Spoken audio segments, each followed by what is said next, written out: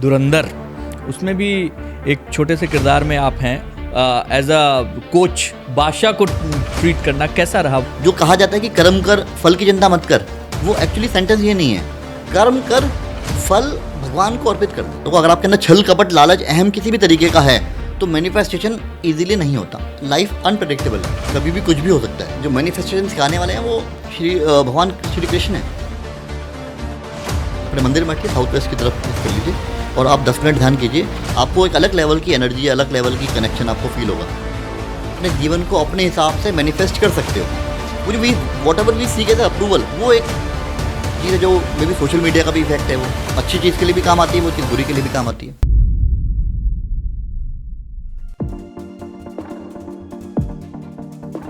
किसी ने क्या खूब कहा है कि हम वो नहीं जो रास्ते दूर देखकर घबरा जाएं, हमने तो रास्तों को चलते चलते थका दिया है।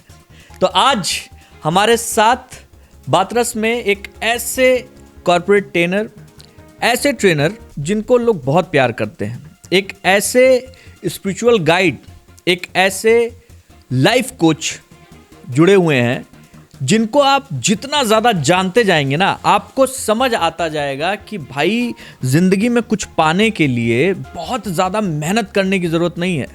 ज़रूरत है सही दिशा में मेहनत करने की, ज़रूरत है अपने मैनिफेस्टेशन को हाई रखने की और उसको अलाइन करने की।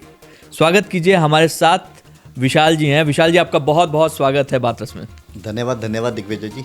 सबसे पहले तो मैं आप सब लोगों को बताऊं कि विशाल जी जो हैं, मैंने आपको बताया कॉर्पोरेट ट्रेनर हैं, लाइफ कोच हैं, स्पिरिचुअल गाइड हैं, एक्टर भी हैं। इन्होंने कमल हसन जी के साथ ठग लाइफ में काम किया, अभी जिसका बोलबाला है धुरंधर में भी आए, बादशाह के साथ गाना कर लिया। मतलब सर, ये तो बड़ा वर्सटाइल आपका जो है कैरिकेचर हो गया। हम आपको क्या क्या बुलाएं, हम खुद समझ नहीं पा रहे थे।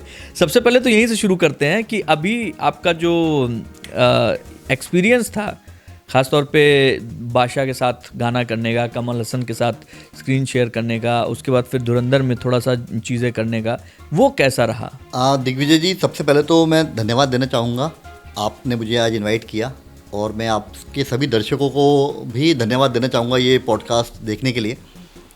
जो मेरा तजुर्बा रहा लाइफ का, लाइफ के तजुर्बे से मैंने एक चीज़ सीखी कि लाइफ अनप्रेडिक्टेबल है, कभी भी कुछ भी हो सकता है। ठीक बात है। अगर आप यूनिवर्सल स्कीम ऑफ थिंग्स के साथ अलाइंड हैं, जो यूनिवर्स करना चाहता है, अगर आप अलाइंड हैं तो हर वो बेहतर चीज़ होती जाएगी आपके जीवन में जिसकी शायद आप कल्पना भी ना कर पाते।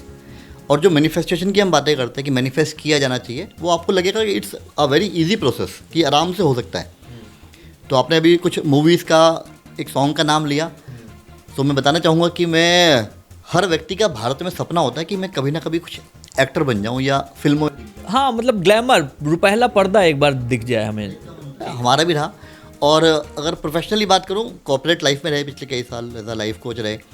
और मूवीज़ में एज सच हम एज अ एक्टर नहीं कह सकते, बट हाँ, मेरा मानना है कि हर व्यक्ति अपने जीवन में एक एक्टर है। हम हर बार कुछ ना कुछ रोल प्ले करते हैं। घर में होते हैं, एक पारिवारिक व्यक्ति का रोल प्ले करते हैं, कभी फादर का, कभी ब्रदर का, कभी हस्बैंड का। ऑफिस आते हैं तो एक सबॉर्डिनेट का रोल प्ले करते हैं और कभी सीनियर का, कभी दोस्तों के बीच में एकदम खुल के जीने का रोल प्ले करते हैं। हम अलग अलग रोल प्ले ही कर रहे हैं अपने जीवन के अंदर। तो अगर मैं बात करूँ, हर व्यक्ति एक एक्टर है। हाँ, प्रोफेशनली जब एक मूवी की बात आती है तो आपको कुछ उस पर्टिकुलर सीन के हिसाब से अपने आप को एडजस्ट करके उसमें फिट होना चाहिए। वो एक स्किल सेट है जिसको सीख करके ही लोग आगे बढ़ते हैं, तो ज़्यादा बढ़िया रहता है। और कुछ ऊपर वाले की किसी पे रहमत होती है तो आप बड़े बड़े नाम आप सुनते हैं, उनके ऊपर रहमत रही है तो आज वो बड़े स्टार भी बने हुए हैं। तो मैं तो बहुत अदना सा व्यक्ति हूँ, मुझे एक इच्छा थी कि ये भी होना चाहिए और उसका मौका मिला और मैं इन जगह पे मैं देखने को मिला। तो एक चीज़ है, देखिए सर, आपके जो करियर के हिसाब से देखा जाए तो एक जगह कैमरा भी है, एक जगह मंच भी है और एक जगह मेडिटेशन भी है। मतलब एज अ स्पिरिचुअल गाइड आप लोगों को मेडिटेट करने के लिए भी जो है अलग अलग तरीके से चीज़ें करते हैं, कराते हैं। इन तीनों चीज़ों में आपको, मतलब मैं अगर पूछूं सबसे ज़्यादा आनंद किस में आया है, शांति कहाँ मिली, वो कौन सा है? कैमरा है या स्टेज है या फिर मेडिटेशन है? अगर मैं अपने अंदर का जो विशाल आर शर्मा है उसके बारे में बताऊं तो मेरा मन है एक सात्विक जीवन जीने का, स्पिरिचुअलिटी के साथ रहने का। मैं अंदर से एक स्पिरिचुअल व्यक्ति मानता हूं खुद को। और स्पिरिचुअलिटी में मैं देखता हूँ कि कॉन्फ्लिक्ट रहता है लोगों के मन में कि अगर आप स्पिरिचुअल हो जाएंगे तो शायद आप मोह माया से दूर हो जाएंगे। हाँ, ये ऐसा लोग कहते हैं, लोग मानते हैं कि भाई जो स्पिरिचुअल है वो जो है ज़्यादा, और इसी बात का कॉन्फ्लिक्ट भी है कि भाई जो जो संत लोग बन गए हैं उनके पास में इतनी बड़ी बड़ी गाड़ियाँ या इतने बड़े बड़े बंगलों की क्या ज़रूरत है। तो इसको मैं इस पर्सपेक्टिव से आपको समझा पाऊंगा कि अगर हम इसको 180 डिग्री की लाइन देखेंगे कि ये स्पिरिचुअलिटी है और ये एक भोग विलास की मोह माया का जीवन है, तो 180 डिग्री ना हो करके ये 360 डिग्री है, 360 डिग्री का सर्कल है। तो अगर आप हाईएस्ट लेवल पे स्पिरिचुअल हो जाएंगे तो बाकी ये तो चीज़ें आपको पेरीफेरी में मिल ही जाएंगी, मतलब आपको सब कुछ मिलेगा और फिर आप स्पिरिचुअली और आगे बढ़ते जाएंगे। अब राजा जनक की हम बात करते हैं, राजा जनक से बड़ा स्पिरिचुअल व्यक्ति कौन रहा है और वो राजा रहे। तो आप हो राजा लेकिन आप हो स्पिरिचुअल। तो अगर आप स्पिरिचुअल हो, बहुत बड़े बड़े नाम अभी पॉडकास्ट के दौरान आपके साथ में मैं शेयर करूँगा कि जो पर्सनल जीवन के अंदर बहुत ही स्पिरिचुअल हैं। अगर आप उनकी वेल्थ की बात करोगे तो शायद वर्ल्ड के टॉप लोगों में उनका नाम गिना जाता है और वो बहुत ही स्पिरिचुअल लोग हैं। तो spirituality and wealth they both go hand in hand. अब तक की जर्नी के लिए आप क्या कहेंगे कि ये आप सेल्फ मेड कहेंगे या फिर डिवाइन गाइडेड कहेंगे अब तक की जर्नी को? क्योंकि अब शुरू में ही कहा आपने सब कुछ अनप्रेडिक्टेबल है, तो इसमें क्या है, इसको सेल्फ मेड माना जाए या फिर डिवाइन गाइडेड का माना जाए? देखिए, मैं बिल्कुल भी बड़ी बात नहीं करूँगा ये बोल के कि ये सेल्फ मेड है, क्योंकि मैंने आपको स्टार्टिंग में कहा कि ये यूनिवर्सल स्कीम ऑफ थिंग का आप एक पार्ट बन सकते हो अगर आप अलाइंड हो जाते हो। तो जो यूनिवर्स, जिस भी ईश्वर को आप जिस रूप में मानते हो, अगर आप अलाइन हो जाओ उनके साथ में, तो हर उस चीज़ के अंदर आप फिट होते जाओगे जहाँ पे वो आपको फिट करना चाहते हैं। मैंने क्या किया, मैंने सिर्फ खुद को न्यूट्रल किया, स्पिरिचुअल किया और बाय डिफ़ॉल्ट जीवन के अंदर ये अच्छी अच्छी घटनाएं होती चली गई। मैनिफेस्टेशन की बात करते हैं, इनफैक्ट मैं अपने सेशन के अंदर कुछ पार्टिसिपेंट के साथ डिस्कस कर रहा था कि आप अपने जीवन को अपने हिसाब से मैनिफेस्ट कर सकते हो। तो एक चैलेंज आया कि सर ऑफलाइन सेशन था, ऑनलाइन में तो आजकल बहुत सेशन चलते हैं, अच्छे अच्छे लाइफ कोचेस भी हैं इंडिया के अंदर, बट एक ऑफलाइन सेशन जब चल रहा था तो एक पार्टिसिपेंट ने बोला कि सर कहने की बातें हैं, हम तो बहुत कोशिश करते हैं, होता नहीं है, और ऑनलाइन तो बहुत सारे सिखाते हैं, होता नहीं है, कहने को होती हैं लेकिन असलियत में नहीं होती। तो मैंने उनको बोला कि ठीक है, काम करते हैं, हाथ कंगन को आरसी किया, आप एक डेमोस्ट्रेशन करके देख लेते हैं, आप बताइए क्या करना है, और हम मैनिफेस्ट करते हैं मिल करके। तो उनमें से एक व्यक्ति ने मजाक करते हुए, हंसते हुए बोला कि सर आप दिखने में बड़े स्मार्ट हो। मैंने बोला वो तो मैं हूँ, बचपन से ही स्मार्ट हूँ। तो कहते सर आप स्मार्ट हो, दिखने में स्मार्ट हो और बातचीत भी अच्छी करते हो, क्यों ना आप किसी मूवी के अंदर हमें आके दिखाइए। तो मैंने कहा ओके, मूवी में आके दिखा देते हैं, कोई बहुत बड़ी चीज़ तो नहीं है मैनिफेस्ट करने के लिए, तो चलो मिलके करते हैं। तो आप किस डायरेक्टर के साथ चाहते हो कि मैं काम करके दिखाऊँ आपको? तो डिस्कशन होने लगा कि सर बॉम्बे में ये है वो है, ABC नाम आए। तो और टफ बनाने के लिए किसी ने बोला नहीं सर बॉम्बे नहीं, बॉम्बे में तो फिर भी आप कहीं ना कहीं कुछ लिंक ढूंढ के पहुंच ही जाओगे, साउथ में चलते हैं। साउथ में कुछ नाम निकल के आए और एक बहुत ही बेहतरीन डायरेक्टर का नाम निकल के आया जिनकी मूवीज़ देख देख के हम बड़े हुए और हम उन्हें मानते हैं बहुत ही बेहतरीन डायरेक्टर हैं। तो शॉर्टलिस्ट हुआ कि मणिरत्नम सर के साथ आप काम करके दिखाइए। मैंने कहा ठीक है चलो अब मैनिफेस्ट करते हैं कि Mani Ratnam sir as a frame में लेकर के मेरे को देख रहे हैं और वो बोलते हैं एक्शन, और एक्शन के बाद मैं डायलॉग बोलता हूँ। अब मैं बहुत बड़ा एक्टर तो नहीं हूँ कि बहुत बड़ा रोल मिल जाएगा, लीड रोल दे देंगे, हाँ, लेकिन हाँ मूवी में आने का मैं मैनिफेस्ट करने की हम लोग प्रयास करते हैं। तो चलो मैनिफेस्ट करते हैं इस चीज़ को। तो जो हमारी वो जो एक्टिविटी होती है, जो स्पिरिचुअल गाइडेड एक्टिविटी मैं कराता हूँ मैं लोगों को, वो हम लोगों ने बस 5 मिनट के लिए सबके साथ मिलकर किया कि चलो ये मैनिफेस्ट करते हैं। और आप यकीन कीजिए कुछ ही दिन के बाद, देखो 2 चीज़ें होती हैं, खाली सोचते रहेंगे कि हो जा, अगर एक्शन नहीं लेंगे तो कुछ नहीं होने वाला। सिर्फ एक्शन लेते रहेंगे और स्पिरिचुअली डिवाइनली कनेक्टेड नहीं होंगे, तो एक्शन ले रहे हैं आप, कहीं ना कहीं फ्रस्ट्रेशन आएगी कि रिजल्ट नहीं आ रहा। ये साइकिल के 2 पहिए हैं, आप स्पिरिचुअली भी कनेक्ट रहिए और आप एक्शन भी लीजिए। तो साइकिल के दोनों पहिए जब एक साथ चलेंगे तो रिजल्ट आते हैं। एक पहिया बड़ा एक पहिया छोटा होगा तो साइकिल डांवाडोल चलेगी, और एक पहिए की हवा निकली है तो साइकिल चलेगी ही नहीं। तो दोनों पहिए बैलेंस बनाने हैं, तो दोनों पहियों को बैलेंस बनाया गया और चलना स्टार्ट किया गया। कुछ ही दिन के अंदर मेरे पास एक टीम से कॉल आता है कि sir this is something you need to play, और आप अच्छा आप ही का जो रियल लाइफ का जो रोल है एज अ रिपोर्टर आपका रोल एज अ रिपोर्टर का एक रोल है, एक रिपोर्टर का रोल है, और this is something you have to play. और आप तो चांस की बात है, मैं पहुंचा, जब मैं पहुंचा तो मालूम चला कि मणिरत्नम सर के साथ, अच्छा और कोई व्यक्ति होता तो एकदम हैरान होता कि ये क्या हो गया, अभी सोचा जादू की तरह कैसे हुआ। बट आई वॉज लाइक कि हाँ मुझे पता है ये यूनिवर्सल स्कीम ऑफ थिंग है, ऊपर वाले की कृपा है तो होगा। तो वहाँ पे पहुँचे सेट के ऊपर, और वहाँ पे जो एडी हैं उन्होंने आके मुझे एक डायलॉग दिया, पूरा 1.5 पेज का एक डायलॉग, और इंग्लिश डायलॉग। पहले वो हिंदी एक डायलॉग पेपर लेके आया, फिर बोला नहीं सर आप इंग्लिश वाला डायलॉग है, तो इंग्लिश एक पूरा पेज का डायलॉग दिया गया, आप इसको याद कर लीजिए और 1-1.5 घंटे के अंदर आपका सेट रेडी हो रहा है, शूट आपका लगेगा। मैंने डायलॉग पढ़ा और ठीक है ओके डन। उसको जो प्रैक्टिस करने का तरीका है वो रिहर्स किया, और अब मैं खड़ा हूँ कुछ मोमेंट के बाद में मणिरत्नम सर, और मैं मतलब आई वॉज ओवरवेल्म उनको देख करके। और भी बहुत बड़े बड़े नसर सर हैं वो भी उस सेट पे, और कमल हसन सर सेट पे, और उन्होंने सेम जो विजुलाइज किया गया था उन्होंने मेरे फेस पे से फ्रेम किया। बोला विशाल डायलॉग, मैंने एक बार पहला रिहर्सल डायलॉग बोला, हाँ ठीक है, एक this is one correction you have to do, एक शब्द का करेक्शन उन्होंने बताया कि ऐसा करेक्शन कीजिए, और सब सेट रेडी, और 400-500 लोग शूट। जब आप देखेंगे तो मतलब ऐसा नहीं होता कि खाली फ्रेम में लोग हैं, बहुत सारा टीम होती है, पूरा बैकअप टीम, पूरा बैक एंड टीम होती है। तो एक्शन हुआ, एक्शन में मैंने अपना पूरा कैरेक्टर में उतर करके आपके वाला आपको याद किया कि दिग्विजय भाई एज अ रिपोर्टर अपना वो डायलॉग अपना रोल प्ले किया, और शांत मन के साथ ऊपर वाले का धन्यवाद किया कि मेरी लाज रखी। अगर मैनिफेस्टेशन की बात कर रहे हैं और रिजल्ट ओरिएंटेड है तो कमाल है।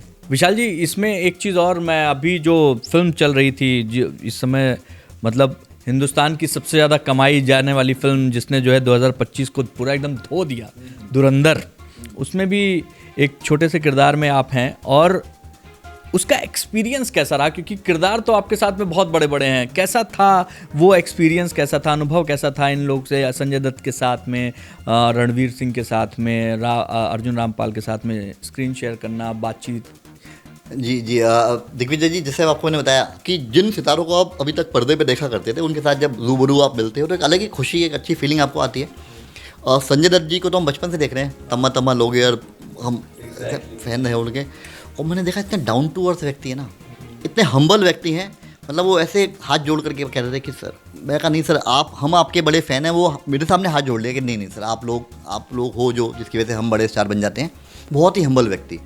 राकेश बेदी सर, जमील जमाली जी, उनके साथ बहुत अच्छा पर्सनल इंटरेक्शन था, शूटिंग के दौरान उनसे बातचीत हुई, एंड हम उनको बचपन से देखा करते हैं, है ना, श्रीमान श्रीमती के टाइम से उनको देखा करते हैं। मूवी में उनका बहुत ही बेहतरीन उनका काम रहा, और जिस शूट पे मैं था उस समय पे वो जमील जमाली के ही किरदार में गेटअप में वो वहाँ पे थे साथ में, उनसे भी अच्छा तजुर्बा था। ठंड बहुत थी उस दिन, तो जैसी टेक जो है हमारा जब कट होता था तो वो भागते थे हम, वो बीच में फर्नेस सा लगा हुआ था, थोड़ी ठंडिक थी, और अमृतसर की शूटिंग थी, तो भाग करके साथ में खड़े हो जाते थे, ठंड लग रही है, आपको 2-3 बजे का ओपन एयर शूट था। और रणवीर सिंह जी, बहुत ही कमाल की एनर्जी, मतलब हम लोग देखते हैं जो टीवी पे कि रणवीर सिंह में इतनी एनर्जी है, मैंने खुद पर्सनली फील करी है कि जब वो सेट पे पहुंचते थे, जो मतलब जितने भी क्रू मेंबर्स हैं, जितने भी टेक्नीशियंस हैं, जितने भी आर्टिस्ट हैं, सब में एक अलग लेवल की एनर्जी, सबके साथ पूरी गर्मजोशी से मिलना, एनर्जी के साथ, यस यस यस।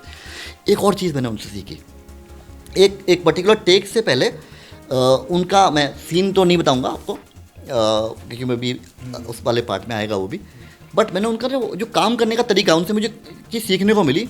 उस पर्टिकुलर कैरेक्टर में अपने आप को ढाल लेते टेक से पहले, तो पहले जब एक्शन सीक्वेंस से पहले, एक्शन से पहले जब रोल कैमरा एक्शन, उसके बाद सीन स्टार्ट होता है। जब रोल कैमरा स्टार्ट होता है, रोल कैमरा में सीन स्टार्ट हो रहा है और एक सीन चल रहा है जो कि खुशनुमा, हंसीनुमा, गाने बजाने वाला माहौल है, और वो एक आंखों के अंदर दुख, ग्लानी, इस तरीके का इमोशन भी भरना चाह रहे हैं, तो थोड़ा दूर खड़े होकर के वो इमोशन को फील कर रहे हैं अपने एक अलग सेट ऑफ म्यूज़िक के साथ में, और अचानक से वो सेट सीन में आएंगे, फ्रेम के अंदर आएंगे, और एकदम से उनको खुश भी होना है, और आंखों में दुख दर्द है और वो खुश भी हो रहे हैं। वो दोनों चीज़ों को एक साथ मैंने उनको फील किया, नोटिस किया, उनकी आंखों के अंदर वो मैं फील कर रहा था कि किस तरीके से उन्होंने उस किरदार के अंदर ढल करके आंखों से एक्सप्रेस किया। आप लोगों ने सभी ने देखा भी, तारीफ़ भी करी उनकी, और मैं बहुत बड़ा फ़ैन भी इस बात पे उनका बना कि आंखों में वो जो एक्सप्रेशन दिया उन्होंने। अक्षय सर की तो सब लोग तारीफ़ कर ही रहे हैं, बट रणवीर सिंह जी की जो आंखों की एक्टिंग है आप देखेंगे इस मूवी के अंदर, वो जो बहुत ही ज़बरदस्त है। और मैं देखा उनको उस मोमेंट को जीते हुए किस तरीके से उन्होंने एक्सप्रेस किया। माधवन सर के साथ, और बहुत ही जेंटल व्यक्ति, बाद में फोटोग्राफ भी साथ में हम लोगों ने ली, बातचीत करी। अगेन मैन्युफैक्चरिंग का पार्ट था तो मैं खुश था कि मैं इस इंडस्ट्री का पार्ट बन रहा हूँ। और माधवन सर जब वो उस पर्टिकुलर कैरेक्टर में वो आए, अजीत सान्याल के कैरेक्टर में जब वो आए, मतलब मतलब नो वन कैन रिकॉग्नाइज कि वो माधवन जी हैं। उनका पूरा विग, उनका पूरा सेटअप, और वो मतलब वो लग रहे हैं कि हाँ वो हैं वो सान्याल सर। तो वो एक अलग एनर्जी है। तो मतलब बहुत ही अच्छा तजुर्बा रहा। एंड मतलब jam of a person Aditya धर, मतलब मैं फ़ैन हो गया हूँ। मतलब सभी डायरेक्टर्स बहुत बेहतरीन काम करते हैं, बट आदित्य धर जी का जो काम करने का तरीका है, जितनी मेहनत, जितनी तल्लीनता के साथ, जितनी ईमानदारी के साथ, जितनी रिस्पेक्टफुली वो इवन मतलब जितना आर्टिस्ट हैं, जूनियर आर्टिस्ट हैं, सबके साथ बहुत रिस्पेक्टफुली बात करना, अपने काम के प्रति फोकस्ड है।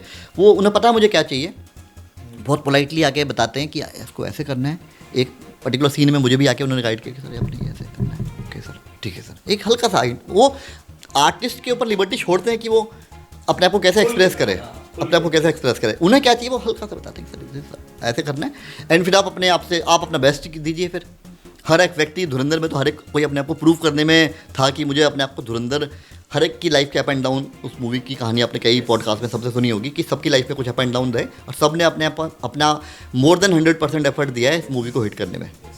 एंड ऊपर वाला चाह रहा है अगला पार्ट और भी हज़ारों करोड़ तक पहुंचेगा। क्या बात।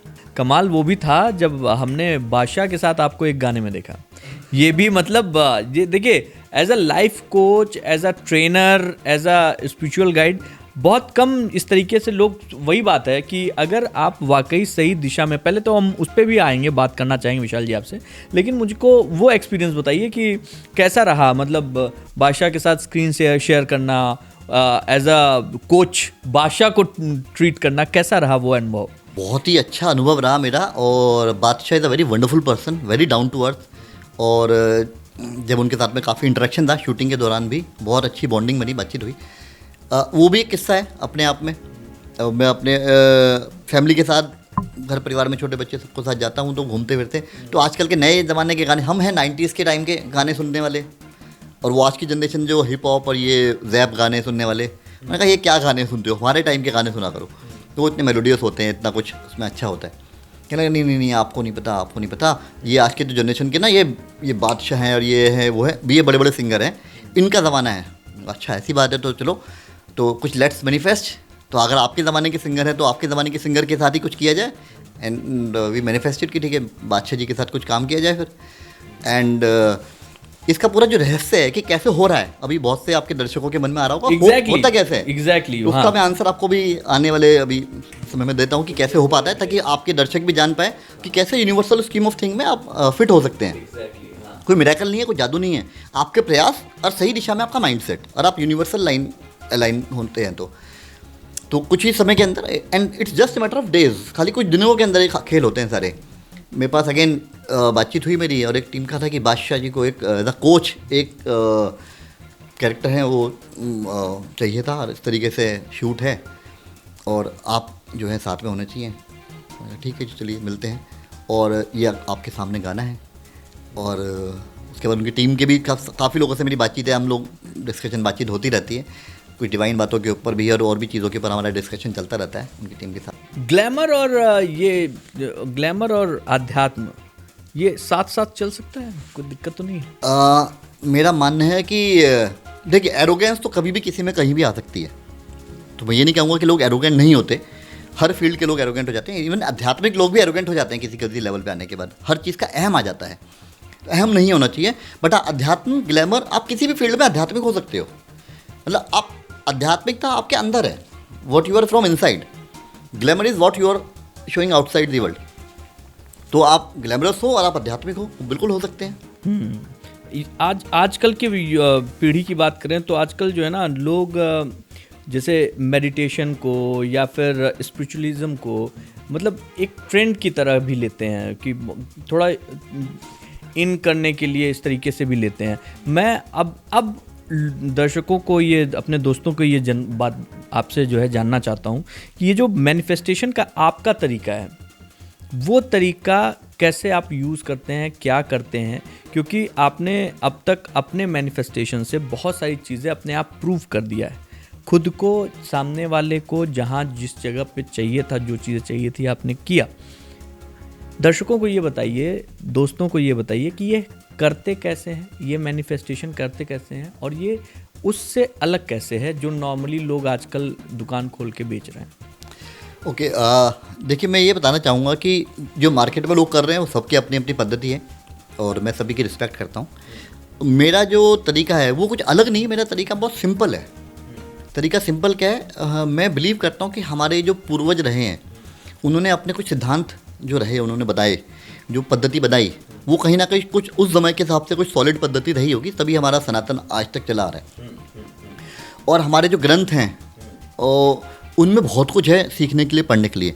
आपने बताया कि आज की जो जनरेशन है वो बहुत मानती है मेडिटेशन को, स्पिरिचुअलिटी को। एक तरीके से स्पिरिचुअल अवेकनिंग है पूरे ओवरऑल इंडिया की, और यूथ ज़्यादा आ रहा है इसके अंदर और आना भी चाहिए। और मेरा मानना है कि again universal scheme of thing का ही पार्ट होना चाहिए भी। हमारे कुछ ऐसे ग्रंथ रहे हैं जिसमें सबसे महत्वपूर्ण जो मैं मानता हूँ, सभी ग्रंथ महत्वपूर्ण हैं, उनमें से एक ग्रंथ है हमारे श्रीमद् भगवद गीता। तो मेरा जो पारिवारिक जो मेरा जो जन्म से जो मेरे को सिखाया जा रहा है परिवार के द्वारा कि भैया अपने रूट्स के साथ जुड़े रहो और अपनी जो आध्यात्मिक किताबें उनको, वो किताब खाली पूजने के लिए नहीं है, उनको पढ़ना भी है, क्योंकि पुस्तक है और पुस्तक का जो प्राइमरी ऑब्जेक्टिव है उसको है उससे ज्ञान प्राप्त करना। पूजनीय है, पूज्य अपने मंदिर वाले कक्ष में उनको रखा जाना चाहिए और उसको पढ़ना भी चाहिए। होता क्या है, पिछले कुछ समय से मैं देख रहा था कि कुछ लोग भगवद गीता है, इतनी मोटी किताब है, कौन पढ़ेगा, चलो ठीक है मंदिर में रखी है, हाथ जोड़ लिया, और कोट डाले जा रहे हैं यूट्यूब पे, इंस्टाग्राम पे, फेसबुक के ऊपर कि भगवद गीता में लिखा है, कृष्ण भगवान ने कहा है। 99.9% बातें हैं जो मेडअप बातें हैं, जो भगवद गीता में है ही नहीं। और मैं बैठा बैठा हंसता रहता हूँ कि ये भगवद गीता में भगवान कृष्ण के नाम से बोल करके लिख दिया कि कृष्ण भगवान ने ऐसे बोला, क्योंकि कोई क्रॉस चेक करने तो आ नहीं रहा, तो कोई भी कुछ भी डाल देता है। लेकिन अगर आप प्रॉपरली भगवद गीता को पढ़ेंगे तो पूरा दर्शन, इतना स्ट्रॉन्ग दर्शन आपको मिलेगा, आपको अपने जीवन का तरीका ही आपका एकदम चेंज हो जाएगा। मैनिफेस्टेशन के मुझे लगता है कि जो सबसे पहले जो गुरु हैं, जो मैनिफेस्टेशन सिखाने वाले हैं, वो भगवान श्री कृष्ण हैं। महाभारत के युद्ध के समय पे अर्जुन और कर्ण दोनों ही योद्धा अपने आप को बेस्ट मानते हैं। दोनों ही को लगता है कि मैं बेस्ट धनुर्धर हूँ और अगर युद्ध हो गया तो मैं ही जीतने वाला हूँ। और थे भी, दोनों को अपनी अपनी विद्या आती थी और दोनों के पास ब्रह्मास्त्र, अलग अलग टाइप के दिव्यास्त्र दोनों के पास थे। लेकिन युद्ध के ठीक पहले अर्जुन को जो डिलेमा था कि मैं जीत पाऊंगा नहीं जीत पाऊंगा और कैसे ही मैं युद्ध कर पाऊंगा, उसी के परिप्रेक्ष्य में जब भगवद गीता का उपदेश भगवान श्री कृष्ण ने दिया तो अर्जुन के माइंड में डाउट था कि मैं जीतूंगा नहीं जीतूंगा, युद्ध लड़ूं या ना लड़ूं, लड़ना चाहिए भी कि नहीं चाहिए। तो श्री कृष्ण भगवान ने उनको उपदेश दिया कि तुम युद्ध लड़ो या ना लड़ो, ये सब कुछ हो चुका है। तो वेदर यू आर इन और वेदर यू आर आउट, युद्ध होगा, ये सब कुछ होगा जो होने वाला है।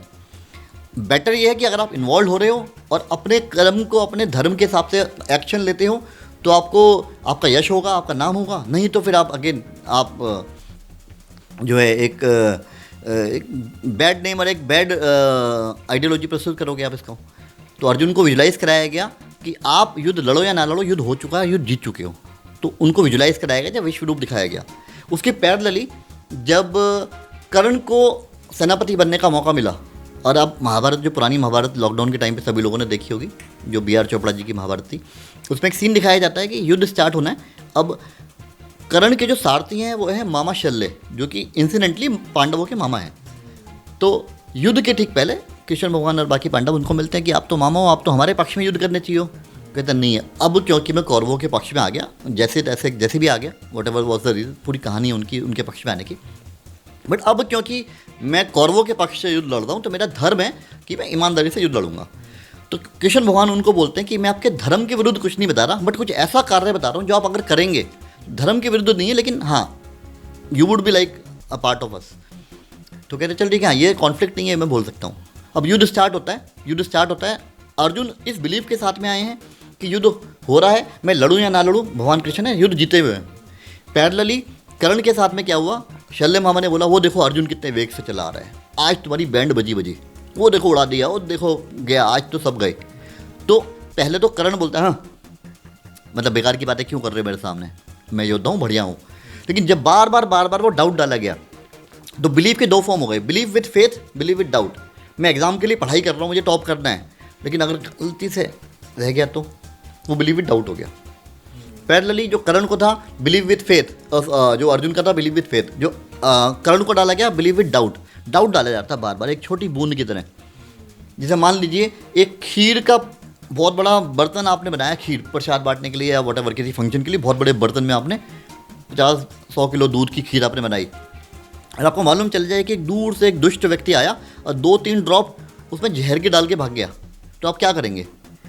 आपको पूरा बर्तन फेंकना पड़ेगा। अब आपको अगले दिन फिर वही सेम है हो रहा है, आपने खीर बना के तैयार कर दिया और कोई दुष्ट आपको दिख रहा है आते हुए, अब आप क्या करेंगे? वही मार देना। आप उसको जान लगा देंगे कि भैया आ ना जाए इसके पास में, यू वुड प्रिवेंट, मतलब वो एक्शन नहीं होना चाहिए। तो नेगेटिव थॉट, डाउट्स आना ही नहीं चाहिए, तभी वो मैनिफेस्टेशन काम करते हैं। तो कर्ण के साथ क्या हुआ, जब बार बार डाउट डाला गया, कर्ण ने गलती से एक बार नॉड किया। अगर आप देखेंगे महाभारत में एक बार नॉडिंग दिखाते हैं उसकी, कह तो ठीक रहे हो, अर्जुन बड़े वेग से चला रहा, आज तो बैंड बजा सकता है। और जैसे ही वो डाउट उसके मन में गया, यूनिवर्स ने गेम करना स्टार्ट किया, मैनिफेस्टेशन होना स्टार्ट हुआ, उसका पहिया धंसा और जो आपने देखा कर्ण वॉज डिफीटेड। पैरेलली अर्जुन जीते। तो believe with faith, believe with doubt. तो आज की जनरेशन को मैं बोलता हूँ कि अपने रूट्स के साथ जब जाएंगे, जब भगवत गीता आप पढ़ेंगे, आप देखेंगे बहुत सारी चीज़ें उसमें ऐसी मिलेंगी कि अगर आप सरेंडर कर देते हो, आप बहुत बड़े कुछ व्यक्ति नहीं हो, लेकिन अगर आप सरेंडर कर देते हो यूनिवर्स के साथ में या कृष्ण भगवान को या गॉड को, तो आप बहुत कुछ पा सकते हो। तो सारा वैभव मिलेगा, सब कुछ मिल सकता है आपको। और पहले तो वैभव मिलेगा। स्पिरिचुअल होने के लिए, एक्सट्रीम वहाँ तक पहुँचने के लिए आपको सारे टेस्ट करा दिए जाएंगे, मतलब बेस्ट ऑफ द वर्ल्ड आपको टेस्ट करने को मिलेगा, तब स्पिरिचुअल हो जाओगे। ऐसा नहीं होगा सब कुछ छोड़ दिया। और भगवत गीता में कहा भी जाता है कि ऐसा नहीं है कि दुनिया को छोड़ छाड़ के तुम भाग जाओ और सन्यासी बन जाओ तो तुम बहुत बड़े कुछ पा जाओगे। मन आपका संसार में लगा हुआ है, आप सन्यासी बन गए तो वो भी यूज़फुल नहीं है। कई ऐसे सन्यासी तो ऐसे भी हैं जो मतलब जिनके बारे में लोगों को नॉलेज नहीं है, चाहे वो आपको मणिकर्णिका के शमशान घाट पे मिल जाएंगे, आपको हिमालय की कंदराओं में गुफाओं में मिल जाएंगे, आपको कैलाश के पर्वत के पास में जो गुफाएं हैं वहाँ मिल जाएंगे। उनको कोई जानता भी नहीं है वो लोग कौन हैं, वो क्या हैं, कैसे। अच्छा और एक सवाल और, क्योंकि आप स्पिरिचुअल गाइड हैं, तो आपका कभी इस तरीके का आमना सामना हुआ है किसी के साथ? ये एक बहुत ही आपने ऐसा सवाल पूछा जो मेरे को, मतलब ये मेरी पर्सनल लाइफ के बहुत करीब है ये जो इंसिडेंट्स हैं। कि स्पिरिचुअलिटी की दिशा में जब मैंने आगे बढ़ना स्टार्ट किया तो मेरा भी मन हुआ हिमालय पर्वत चला जाए। पहले तो अपने ग्रंथ पढ़े, भगवत गीता को पूरा पढ़ा। फिर एक किताब है जिसको मैं हर एक को प्रमोट करता हूँ कि जीवन में 3-4 किताब हर एक को पढ़नी चाहिए, है ना। One of them is Shrimad Bhagavad Gita, first priority. Then autobiography of Yogi, मैं बोलता हूँ हर कोई व्यक्ति उसको पढ़े, आपका पर्सपेक्टिव चेंज होता है। और फिर उसमें आपको पता लगेगा कुछ ऐसी जगह हैं जहाँ पे जाना चाहिए। तो मेरा जाना हुआ हिमालय में कुछ ऐसी जगह पे जहाँ मुझे ऐसे कुछ साक्षात्कार हुए, कुछ ऐसे लोगों से मेरी मुलाकात हुई, कुछ ऐसे संतों से मेरी मुलाकात हुई जो आम जीवन में आम लोगों से डिस्कनेक्टेड है। और जब मैं उनकी कहानी भी अगर किसी पर्सनली दोस्तों के साथ शेयर करता हूँ, कहते हैं ऐसा कैसे हो सकता है, मैं बोलता हूँ मेरे साथ खुद के साथ वो घटना घटी और मेरे सामने प्रत्यक्ष हुए हैं सारी बातें। हिमालय के ऊपर जब जाते हैं दर्शन के लिए, तो आपको मैं बताना चाहूँगा इस कहानी की शुरुआत तकरीबन 125 साल पहले एक कहानी की शुरुआत होती है कि एक यूएस की बात है। यूएसए के अंदर एक ऑडिटोरियम के अंदर एक व्यक्ति एंटर कर रहे हैं और एक माँ और बेटा जो है वो रोड पे उनको जाते हुए देख रहे हैं। और बेटा अपनी माता जी से कहता है कि मम्मी ये वही व्यक्ति हैं। तो मम्मी कहती है अच्छा वही व्यक्ति हैं। तो दोनों उस हॉल में एंटर करते हैं और वो वहाँ पे एक अधिवेशन हो रहा है, वर्ल्ड रिलीजियस फोरम है जहाँ हर एक देश के बड़े बड़े रिलीजियस लोग आए हुए हैं। और वहाँ पे ये जो व्यक्ति हैं वो जाके भाषण देते हैं, पहला शब्द बोलते हैं भाइयों और बहनों, और तालियां बजती रहती हैं। आप पहचान गए होंगे मैं बात कर रहा हूँ स्वामी विवेकानंद जी की। तो स्वामी विवेकानंद जी का वो जब वो उनका जो स्पीच था वो हुआ, वो जहाँ ठहरे हुए थे, तो ये मदर और सन का जो जोड़ी है जो पहुँचते हैं उनके पास नेक्स्ट डे। और जाकर के बेटा कहता है कि मैं दंडवत लेट गया उनके पास, जबकि मुझे इंडियन रिचुअल्स का नहीं पता था, बट मैं लेट गया दंडवत। और मैंने बोला कि महाराज आप ही वो व्यक्ति हो जिसने मुझे, ये लड़का शायद 18-20 साल का रहा होगा, कहते हैं मैं आप ही वो व्यक्ति हो, जब मैं 8-10 साल का था तो मैं एक पानी में डूब रहा था, तो मुझे कोई व्यक्ति आए आप जैसे थे, केवल ये पग नहीं थी जो आपने ये सिर पे लगाया वो नहीं था, आप ही का रूप था, और आए मुझे हाथ पकड़ के पानी से खींच के ऐसे बाहर बैठा दिया, फिर गायब हो गए। और मैं तब से मम्मी को बताया, सबको बताया, ढूंढ रहा हूँ। अब स्वामी विवेकानंद जी उनको बोलते हैं कि बेटा वो व्यक्ति जो है मैं नहीं हूँ, वो व्यक्ति अब से और कुछ साल बाद अभी आएंगे यूएसए के अंदर। वो कहते हैं कब आएंगे, 40 साल बाद आएंगे। तो उनकी माता जी कहती 40 साल बाद आएंगे, 40 साल बाद तो ये बेटा 60 साल का हो जाएगा, और मतलब अभी हाउ इज़ इट पॉसिबल। वो कहते हैं जब वो आएंगे तुम्हें अपने आप बात समझ में आएगी, वो व्यक्ति आएंगे और तब तुम्हें पता लगेगा कि तुम्हारे वो गुरु भी वही हैं। कहते हैं पहचानेंगे कैसे, कहते हैं आएंगे तुम्हें कुछ पुराने से कब देंगे वो, तो उसको मेरे याद आ जाएगी सारी घटनाएँ खैर समय बीतता है 40 साल बाद।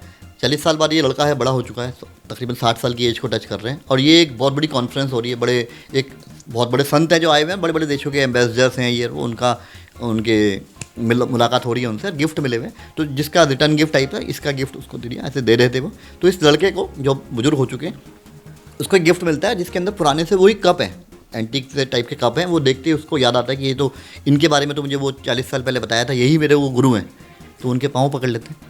इन व्यक्ति ने किताब लिखी है, जिस किताब के बारे में चर्चा चल रही है। तो होता यह है कि 4 दोस्त हैं जो मे बी जीवन के अंदर बहुत कुछ नहीं कर पा रहे हैं, और मे बी गलत लतों में पड़े हुए हैं, और यूएस के ही वो लड़के हैं चारों, और वो घूमते फिरते, उन्हें कोई बोलता है बेटा ये किताब पढ़ो। किताब पढ़ी गई, और किताब पढ़ने के बाद इंडिया आए। इंडिया में कुछ समय ऋषिकेश रहे, और फिर वो जगह ढूंढने लगे। उस समय गूगल वगैरह इतना हुआ नहीं करता ना, ढूंढते पहाड़ों में वो जो स्पेसिफिक जगह मैं बताता हूँ आपको, उस जगह वो पहुँचे। वहाँ पहुँचने के बाद जब वो वापस लौटे, उनका जीवन एकदम चेंज था, और उन्होंने एक बैंड बनाया जिसका नाम है बीटल्स। मैं बात कर रहा हूँ बीटल्स की ग्रुप की।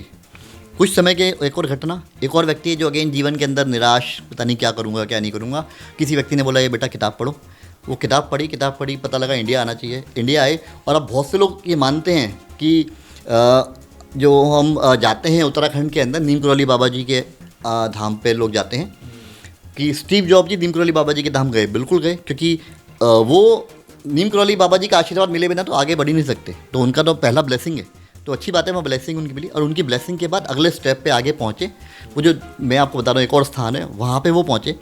वहाँ के बारे में नॉर्मली डिस्क्लोज़ नहीं करते लोग, बट आज आपके चैनल पे आपने मुझे बोला है तो मैं आपके साथ शेयर कर रहा हूँ बातें। वहाँ पे वो पहुँचे, और जब वापस लौट के उनकी कंपनी फॉर्म हुई जिसका नाम रखा गया एप्पल। अब जब मैंने ये सुना, मुझे लगा बेटा ये आईटी कंपनी वाले लोग इन्वॉल्व हो रहे हैं, या यूएस के लोग इन्वॉल्व हो रहे हैं, कोई इंडियन तो है नहीं कहानी के अंदर। तो इंडियन भी कहानी में आए, और भी बहुत सारे लोग आए।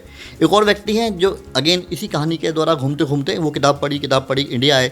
इंडिया आकर के उत्तराखंड पहुँचे, नीम करौली बाबा के आश्रम दर्शन करते हुए फिर वो आगे गए, और जब वहाँ से लौटे एक कंपनी फॉर्म हुई जिसका नाम है गूगल।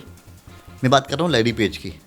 एक और व्यक्ति की मुझे कहानी पता लगी, और मुझे लगा यार हमारी कंटेम्प्रेरी, हमारी एज के लोग हैं, जिनमें से अभी फेसबुक स्टार्ट हुआ है, वो तो नहीं गए।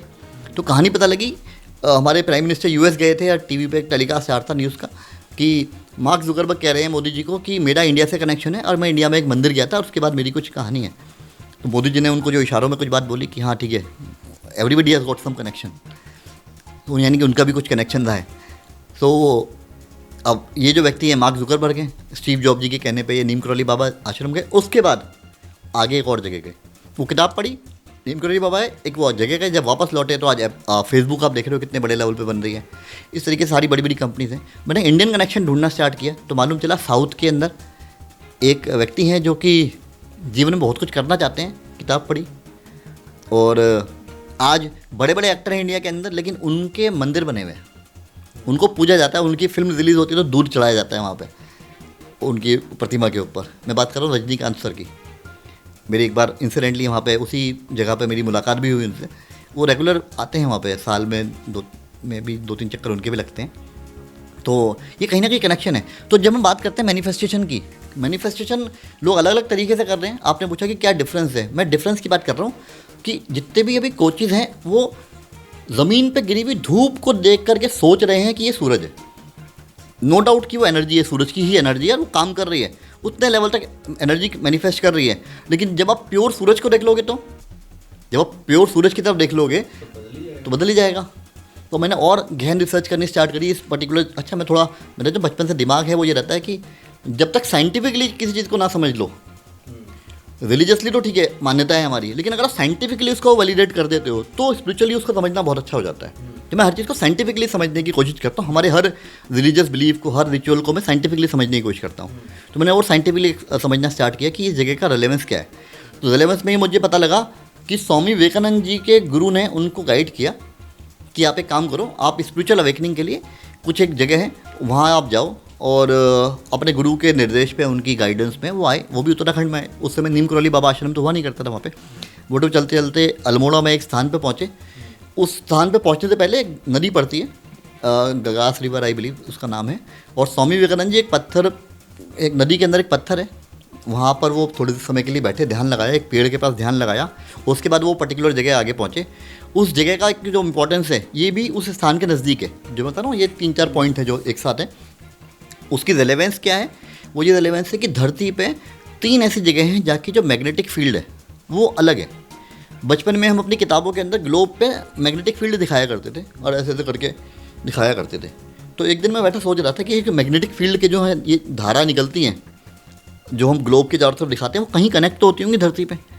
तो अभी जब मुझे रिसर्च करता रहा तो पता लगा कि धरती पे 3 ऐसे स्थान हैं। पहला है आपका स्टोनहेंज, यूके में जो स्टोनहेंज है, अगर आप यूके जाएंगे तो वहाँ पत्थरों की शिलाएँ खड़ी हुई हैं स्टोनहेंज। पहला है स्टोनहेंज है, दूसरा है पेरू में माचू पिचू, और तीसरा ये स्थान है हमारे उत्तराखंड के अंदर, जाके फील्ड ही अलग है। तो जो लोग स्पिरिचुअल अवेकनिंग चाहते हैं, जो लोग चाहते हैं कि मुझे स्पिरिचुअली आगे बढ़ना है, वो ऐसा स्थान है कि वहाँ की मैग्नेटिक फील्ड आपका 10 मिनट का ध्यान कई सालों के ध्यान के एफर्ट के बराबर है। उस स्थान पर अगर आप बैठ के खाली ध्यान लगाते हैं, बहुत से लोग हैं वहाँ जाते हैं, अवेयरनेस नहीं है, लोग पिकनिक स्पॉट की तरह घूम के आ जाते हैं कई बारी, या माता का मंदिर है वहाँ पे दर्शन किया, दर्शन करके लौट के आ जाते हैं। लेकिन जहाँ माता का मंदिर है उसके नज़दीक में एक वो स्थान है जहाँ अगर आप बैठ के ध्यान लगाते हैं तो मैग्नेटिक फील्ड इतनी स्ट्रॉन्ग है कि आपकी स्पाइन में आप फील कर पाएंगे कि मेरे को there is some upward movement. तो स्वामी विवेकानंद जी वहाँ पे गए, वहाँ ध्यान लगाया उन्होंने। उसके बाद में कई सारे बिलीवर्स ने वहाँ जाकर ध्यान लगाया, कई सारे वहाँ जाके आप देखेंगे शिलालेख लिखा हुआ है, this is one particular point which is got some high kind of energy, और कई सारे लोगों ने वहाँ पे जाके उसको एक्सप्लोर किया हुआ है। और वहाँ पे एक बहुत ही पुरानी लिपि में कुछ लिखा हुआ है, वहाँ पहाड़ के ऊपर एक लिपि में कुछ लिखा हुआ है जो अभी तक मेरे हिसाब से डिपिक्ट नहीं हुआ कि लिखा क्या गया है। वो 2 लाइनें लिखी हुई, मैंने उसकी फ़ोटो भी खींच के लाया कि समझने की कोशिश करी क्या लिखा हुआ है। तो एक वो स्थान है। तो वो जो स्थान है आपको मैंने बता रहा हूँ, ये स्थान, ये जो मिडल में जो वहाँ पत्थर पे, नदी के बीच में एक पत्थर है, वहाँ रुके। तो स्वामी विवेकानंद जी इस पत्थर पे बैठे और साउथ में गए। साउथ में भी एक पत्थर है, ये जो पत्थर का रेलेवेंस आपको मैं बताता हूँ अभी। साउथ में है कन्याकुमारी। कन्याकुमारी में भी एक टापू है जो कि हमारे धरती के नैऋत्य कोण में पड़ता है। तो अगर नैऋत्य कोण की बात करें, it has got some relevance in our spirituality. तो ये पत्थर भी उसी कोण में है। यहाँ बैठ के ध्यान करने का अलग ही आनंद है, महत्व है। आप अपने घर के अंदर भी नैऋत्य कोण में बैठ के, नैऋत्य कोण इज साउथ वेस्ट, आप अपने घर के अंदर साउथ वेस्ट डायरेक्शन में अगर आप ध्यान करने बैठ जाते हैं, अपने मंदिर में बैठिए, साउथ वेस्ट की तरफ फेस कर लीजिए और आप 10 मिनट ध्यान कीजिए, आपको एक अलग लेवल की एनर्जी, अलग लेवल की कनेक्शन आपको फील होगा। तो एनीवेज कहानी बहुत लंबी है, बहुत सारे पात्र इसमें जुड़े हुए थे। रजनीकांत जी के बारे में मुझे पता लगा, सर के बारे में, कि वो भी जुड़े हैं, और भी बहुत सारे लोगों के बारे में मुझे पता चलता रहा। कुछ समय पूर्व हमने देखा कि सचिन तेंदुलकर जी को गॉड ऑफ क्रिकेट कहा जाता है। उनके रिकॉर्ड, बड़े बड़े रिकॉर्ड बने हुए हैं, कोई तोड़ नहीं सकता। हमारा मानना था कि भाई इतने रिकॉर्ड अब कौन बनाएगा। तो एक उनका इंटरव्यू चल रहा है कि सर आपके रिकॉर्ड अब कौन तोड़ सकता है।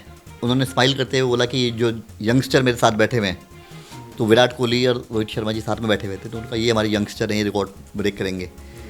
तो कुछ समय पूर्व मैं देख रहा था कि विराट कोहली जी ने भी एक बुक फ्लैश की दिखाया कि मेरे जीवन में इस किताब का बहुत ही इंपॉर्टेंट रोल है। वो किताब है ऑटोबायोग्राफी ऑफ योगी। और जो स्थान की मैं बात कर रहा हूँ, वो स्थान इस किताब के अंदर भी मेंशन्ड है। और वो जो गुफा की मैं बात कर रहा हूँ, वो महाअवतार बाबा जी हैं, जिनके बारे में कहता हूँ कि डिवाइन लाइट है, डिवाइन गाइडेंस है उनकी कई लोगों के जीवन में। अगर आपने स्पिरिचुअल अवेकनिंग की एक बात की कि हमारी इंडिया की जो जनरेशन है, अभी नई जनरेशन जो है वो स्पिरिचुअली अवेकन हो रही है, मतलब सनातन की तरफ वापस से एक पुनर्जागरण का समय हो रहा है। तो अगर हम 40 साल तकरीबन पीछे चलते हैं, 35-40 साल पीछे चलते हैं, ये वो समय था कि ठीक है अंग्रेजों से आज़ाद हुए, थोड़ा टाइम पीरियड बीता, तो रिलीजियसली इतने इन्वॉल्व नहीं थे शायद मेरे समय, उस मानने में, उस समय की जनरेशन। तो अचानक से टीवी में एक सीरियल आता है जिसने पूरे इंडिया में एक तरीके का उस समय का लॉकडाउन लगा दिया करता था। वो सीरियल है रामायण। तो रामायण जब मैं ढूंढ रहा था कि सबके कनेक्शन है, मैं कहा रामायण सीरियल ने भी तो कुछ किया है, मतलब there is some entity which is guiding and shaping the history. तो रामायण सीरियल के बारे में मुझे पता लगा कि रामानंद सागर जी के जो बेटे हैं, उन्होंने बताया कि मेरे फादर को भी अपना एक एक्सपीरियंस हुआ महाअवतार बाबा जी के साथ। उन्हें डिवाइन गाइडेंस मिली थी जब वो कामाख्या मंदिर में शूटिंग कर रहे थे, कामाख्या मंदिर के पास एक शूटिंग कर रहे थे, तो वहाँ कोई संत ने उनको गाइड किया और फिर उत्तराखंड के अंदर उनको बताया गया कि महाअवतार बाबा जी का निर्देश है कि आपको राम जी के ऊपर रामायण एक सीरियल टाइप का कुछ बनाना चाहिए। वो रामायण सीरियल आपके सामने आया, तो उसने भी शेप किया। तो they are certain incident in the life. पिछले 2-2.5 हज़ार साल की हिस्ट्री अगर आप देखोगे चाहे वो मीराबाई हों, चाहे वो कबीर हों, चाहे वो हमारे शंकराचार्य जी हों। सो इन सब को कहीं ना कहीं स्पिरिचुअली अवेकनिंग में लोग इनका हाथ रहा है सबका, और ये सब कहीं ना कहीं महाअवतार बाबा जी के साथ कनेक्शन है।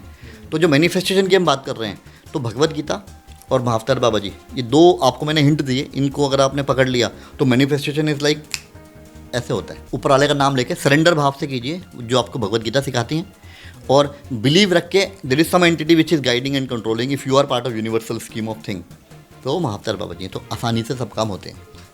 अगर एक लेमैन की तरीके से जानना चाहे कोई आपसे विशाल जी, कि हमको सपोज एक गाड़ी चाहिए, ठीक है, हमको एक गाड़ी चाहिए, एक 4 व्हीलर, उसका नाम दे दीजिए, कोई भी एक नाम दे दीजिए, और हमको वो चाहिए। उसको मैनिफेस्ट करने के लिए, जैसे नॉर्मली लोग कहते हैं भाई मैंने तो मैनिफेस्ट किया 2 महीने 2 साल तक किया, लेकिन गाड़ी का टायर भी नहीं खरीद पाए। और मैं भी जो अपने पास रखी चीज़ थी उसकी भी शायद EMI नहीं रखी हुई है, वो भी जो है बेचारी खराब पड़ी हुई है, उसका भी जो है हालत खराब। तो ऐसे लोगों को वो कहाँ गलती कर रहे हैं? कहीं तो गलती कर रहे हैं ना, और उनको आप क्या सलाह देंगे कि उस गलती को कैसे सुधारा जाए? देखो यहाँ पे 2 चीज़ें हैं। पहली चीज़, आप विश किसी चीज़ के लिए कर रहे हो और डाउट साथ में चल रहा है, पता नहीं होगा नहीं होगा, तो आपको हमेशा याद रखना अर्जुन और कर्ण, ये आपने जो कहानी मैंने अभी पहले बताई, अर्जुन और कर्ण, उनका जो बिलीफ सिस्टम था, अगर आपको इतना 2000, 5000, 50,000% बिलीफ हो गया कि भगवान साथ में हो, तो होना तो है ही, सिर्फ मैं नहीं भी सोचूं तो भी हो रहा है अब तो ये काम, राइट? बिकॉज भगवान चाह रहे हैं, इसलिए मैं तो खाली वायर हूँ, यूनिवर्स कुछ करना चाह रहा है, मैं वायर हूँ, राइट? हल्का सा भी डाउट रह गया, कर तो रहा हूँ, हो तो रहा नहीं, 1 महीना हो गया, 2 गिनती नहीं, दिनों की गिनती नहीं गिननी, मैनिफेस्ट करना है। If you want to manifest something, आपको पहले तो पूरा प्योर होना पड़ेगा इंटरनली, इन द सेंस कि आप एक अच्छे इंसान होने चाहिए। आपके अंदर छल कपट लालच अगर है, और मैं स्पेशली कोट कर रहा हूँ इस बातों को, अगर आपके अंदर छल कपट लालच अहम किसी भी तरीके का है, तो मैनिफेस्टेशन इजीली नहीं होता। आप प्योर इंसान हो, अच्छे इंसान हो, आप वेलफेयर के बारे में सोचते हो, दुनिया के अच्छे के बारे में ही सोचते हो, और अब आप सोच रहे हो भगवान मेरी एक रिक्वायरमेंट है, मैं अपनी तरफ से एफर्ट कर रहा हूँ या कर रही हूँ, और इसमें प्लीज़ हेल्प करना, और मैं एफर्ट कर रही हूँ, लेकिन रिजल्ट आपका है। एक समय था, मैं भी अपने जीवन के अंदर एक समय था जब मैं बहुत डाउन फेज में मैंने समय कुछ देखा अपना जीवन के अंदर। उस समय क्योंकि मेरी लर्निंग थी, तो मैंने कहा ठीक है, मैं जा रहा था वृंदावन की तरफ, तो मैंने हाईवे से मैंने नीचे हाथ जोड़ के बोला, मैंने कहा देखो भगवान, मैं काम स्टार्ट कर रहा हूँ, इसमें आपके साथ मेरी 50% की पार्टनरशिप है। क्या पार्टनरशिप है? एफर्ट, कार्य, कर्म 50% मेरे हैं, रिजल्ट कहाँ कैसे क्या होगा वो आपके हैं। तो मैं अपना काम कर रहा हूँ, आप अपना देखो, मैं एफर्ट कर रहा हूँ, आप रिजल्ट देखो, रिजल्ट कहाँ से आएगा आप देखना, मैं लोगों से मिलूंगा, जिन जो भी रिजल्ट आने आप देखते रहना, जा रहा हूँ ईमानदारी से, सुबह उठूंगा, काम पे जाऊँगा, वो मैं करूँगा। तो मैनिफेस्ट जब आप कर रहे हो, आप बोलो यूनिवर्स या गॉड, जिस पे भी बिलीव करते हो, जरा मेरे बिलीव, मेरे अपने आराध्य हैं, हर एक व्यक्ति के अपने आराध्य हैं, किसी के भोले बाबा हैं, किसी के गणपति बप्पा हैं, किसी के हनुमान जी हैं, हर एक के अपने रिलीजियस बिलीफ से, गुरु नानक देव जी हैं, हर एक के अपने बिलीफ से जो भी हैं, उनके साथ आप बोलो कि मैं अपने कर्म कर रहा हूँ, रिजल्ट आपके हाथ में है। जो कहा जाता है कि कर्म कर फल की चिंता मत कर, वो एक्चुअली सेंटेंस ये नहीं है, सेंटेंस है कर्म कर फल भगवान को अर्पित कर दे। फल अगर जो भी मैं आज एक्शन करूँगा दिन भर के, उसका जो रिजल्ट है वो भगवान के अर्पित है। तो अगर रिजल्ट भगवान का, तो मैं गलत काम नहीं करूँगा, तो आप वैसे ही अच्छे इंसान बनते जाओगे। और जब रिजल्ट भगवान का है, अच्छा आया बुरा आया, वो भगवान का है, आप कूल रहो। हाँ, मैनिफेस्ट करने का एक ट्रिक जो बताता हूँ आपको मैं, जो सीक्रेट है, मैं शॉर्टकट बताता हूँ, चीट कोड ये होता है कि जब आप किसी चीज़ को मैनिफेस्ट कर रहे हो, विजुलाइज करके देख लिया, सब करके देख लिया, रिजल्ट नहीं आ रहा, लिख लो, सब कुछ कर लो, नहीं आ रहा, हालांकि सारी प्रक्रिया हैं, लेकिन एक पूरी चेन का पार्ट है, एक कड़ी मिसिंग है। वो कड़ी क्या है?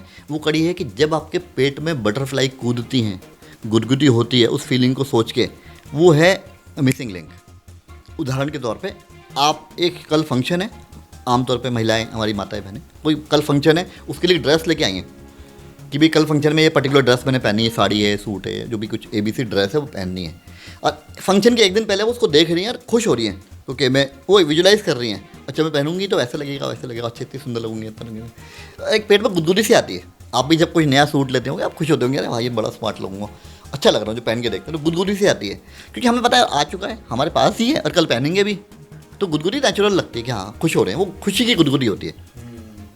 घबराहट की भी होती है पेट में, कुछ हो रहा है, घबराहट भी पेट में आती है, गट में हल्का सा घबराहट हो रही है पेट में। पेट सबसे पहले गड़बड़ होता है जब आदमी को कुछ घबराहट आती है। तो अगर आप किसी चीज़ को सोच रहे हो और आप इस हद तक बिलीव कर रहे हो कि हो ही गया और आपके पेट में गुदगुदी होने लग जाए, तो समझो आप मैनिफेस्ट कर रहे हो। अभी भगवान को छोड़ दो कि ठीक है भगवान आपका है। बाकी जब मैं मेडिटेशन सिखाता हूँ, जो मैं अपने कॉर्पोरेट ट्रेनिंग्स के अंदर या वर्कशॉप के अंदर हमारे जो प्रोग्राम होते हैं, मैं स्टेप्स सिखाता हूँ कि these are the steps which are required to manifest what you want to manifest. तो उसमें कभी वो उसके बारे में चर्चा होगी तो डिटेल में बताऊंगा कि किस तरीके से मैनिफेस्ट होती हैं चीज़ें। बट मैंने आपको ट्रिक बता दिया, आप सोचो और बटरफ्लाई आनी चाहिए। बटरफ्लाई आ गई तो it's like whatever you achieve.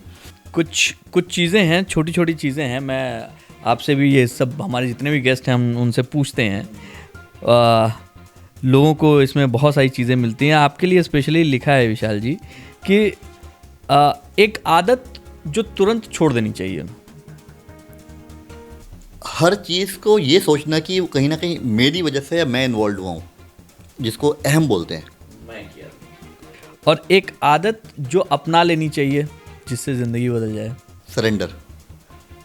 सब कुछ ऊपर वाले का है। आपको क्या लगता है कि आज की युवा पीढ़ी लॉस्ट है या फिर पावरफुल है? मेरा मानना है कि नॉट एज अ होल, मतलब हर एक के बारे में जेनरिक नहीं बोल सकते, बट हाँ मेजोरिटी अभी जो अवेकन हो रही है, वो रिस्पॉन्सिबल फील कर रही है, आगे बढ़ रही है और वो तलाश रही है कि हाँ कुछ तो है हमारे रूट्स के अंदर जो हमारे को इतनी सभ्यता इतने सालों से चली आ रही है, वो आगे बढ़ रही है। तो together as a whole they are moving upward. अच्छा, सबसे बड़ा झूठ जो आजकल युवाओं को बेचा जा रहा है? सबसे बड़ा झूठ जो आजकल के युवाओं को बेचा जा रहा है, मेरा मानना है कि एक ऑरा सा क्रिएट किया जा रहा है। ऑरा फार्मिंग एक वर्ड मैंने सुना है कि ऑरा फार्मिंग एक अजीब सा क्रिएट किया जा रहा है कि अगर मुझे अप्रूवल चाहिए, वी सीक अप्रूवल कि लोगों के लिए मैं अच्छा लग रहा हूँ, नहीं लग रहा, मैं अच्छा हूँ ही नहीं, मतलब we seek approval from others कि मैं अच्छा हूँ नहीं हूँ, मेरे पास ये है तो मैं अच्छा हूँ, ये नहीं है तो मैं अच्छा नहीं हूँ, वेल्थ है तो अच्छा हूँ, नहीं है तो अच्छा नहीं हूँ।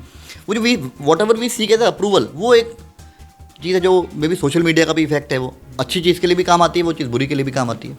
बट आप अपने आप में संतुष्ट होने चाहिए। You should be feeling content with in your self. एक लाइन में आपके लिए सफलता क्या है? जब आप रात को तसल्ली से सो जाएं, सोते समय आपके मन में आया कि आज का दिन मैंने बहुत ही अच्छा बिताया, मतलब you feel content while sleeping, वो सफलता है। 3 पैक लगाने के बाद तो बहुत गरम दवा के बिना, ये सही बात है। और मैं आपको बताऊं दिग्विजय जी, जो स्पिरिचुअलिटी का जो नशा है ना, जब तक आपने हायर लेवल ऑफ उस पर्टिकुलर चीज़ को टेस्ट नहीं किया, तब तक आप लोअर लेवल पे ही संतुष्ट हो जाते हैं। जैसे मान लीजिए किसी व्यक्ति ने चीनी खाई है मीठे के तौर पे, उसे पता ही नहीं बालूशाही का टेस्ट क्या है, उसे पता ही नहीं चमचम का टेस्ट क्या है। तो जब आप ये छोटे सस्ते नशे करते हैं ना, जिसको बोलते हैं सस्ता नशा, चाहे वो दारू का नशा है, चाहे वो अलग अलग टाइप के लोग नशे करते हैं, ये सस्ते नशे हैं। जब स्पिरिचुअलिटी में आते हैं ना, तो वो अलग लेवल का नशा होता है। आपको एक डिवाइन ब्लिस फीलिंग आती है, स्टार्ट हो जाती है। आपको लगेगा ये सब तो वो तो बकवास थे उसके सामने। तो जिस दिन आपको वो नशा होने लग गया ना, भगवान का नशा, जैसे मैं प्रेमानंद जी को भी मैं सुनता हूँ काफ़ी, कहते हैं भगवत नाम का जो नशा है, राधे राधे बोलो, उसका भी एक अपना एक नशा है। आप अलग ही, फिर आपको ये सब लगेगा कि ये सब क्या, मैं अब तक क्या कर रहा था। फियर या फेथ? Faith always. स्टेज या साइलेंस? दोनों की अपनी अपनी इंपॉर्टेंस है।